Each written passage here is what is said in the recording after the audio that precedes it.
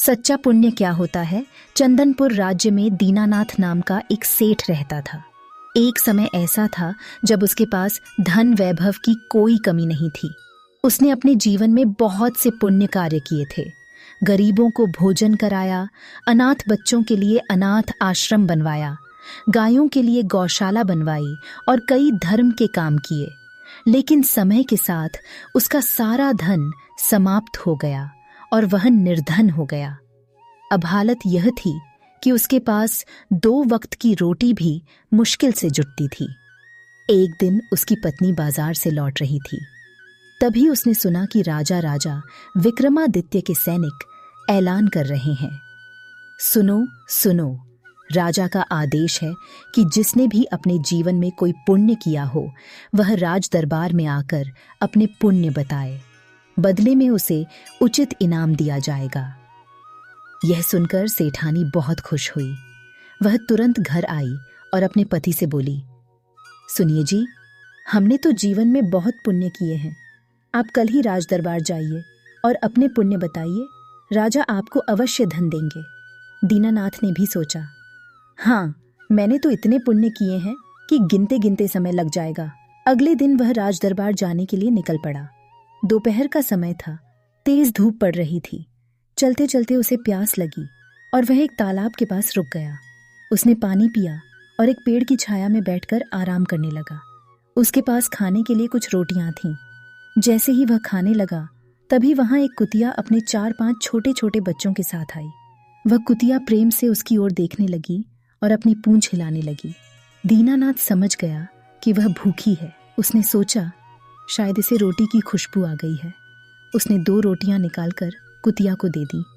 कुतिया ने तुरंत खा ली, लेकिन फिर भी वह उसकी ओर देखने लगी।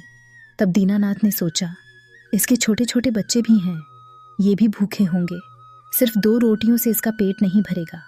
यह सोचकर उसने अपनी सारी बची हुई रोटियां कुतिया को दे दी और खुद पानी पीकर ही संतोष कर लिया। इसके बाद वह राज दरबार पहुंचा। राजा विक्रमादित्य दरबार में बैठे लोगों से उनके पुण्य कार्य पूछ रहे थे। जब दीनानाथ की बारी आई तो उसने हाथ जोड़कर कहा, महाराज, मेरा नाम सेठ दीनानाथ है। मैंने अपने जीवन में बहुत से पुण्य किए हैं। गरीबों को भोजन कराया, अनाथ आश्रम बनवाया, गौशाला बनवाई और भी बहुत से धर्म के कार्य किए हैं। दादी साहब का है। राजा ध्यान से उसकी बातें सुनते रहे।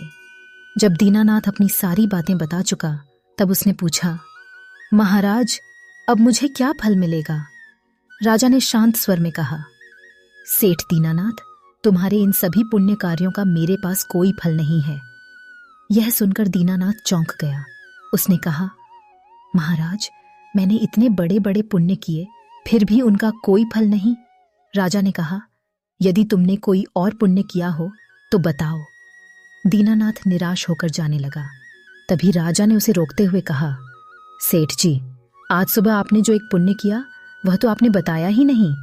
दीनानाथ हैरान होकर बोला, महाराज, आज सुबह तो मैंने कोई पुण्य नहीं किया। राजा मुस्कुराए और बोले, आज सुबह आपने एक भूखी कुतिया और उसके बच्चों को अपनी सारी रोटियां खिला दी, वही तुम्हारा सबसे बड़ा पुण्य है। अब दीनानाथ को सब याद आ गया। वह बोला, महाराज, यह तो मैंने बस दया से किया था, इसमें ऐसा क्या विशेष है?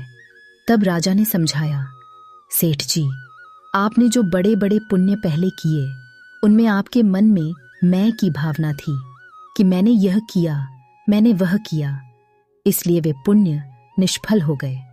लेकिन आज जो आपने कुतिया को रोटी खिलाई उसमें न कोई अहंकार था न कोई दिखावा। वह एक सच्ची सेवा थी, निस्वार्थ भाव से की गई सेवा, इसलिए वही सबसे बड़ा पुण्य है। दीनानाथ की आंखों में आंसू आ गए। उसने हाथ जोड़कर कहा, महाराज, आज मुझे समझ आ गया कि सच्चा पुण्य क्या होता है।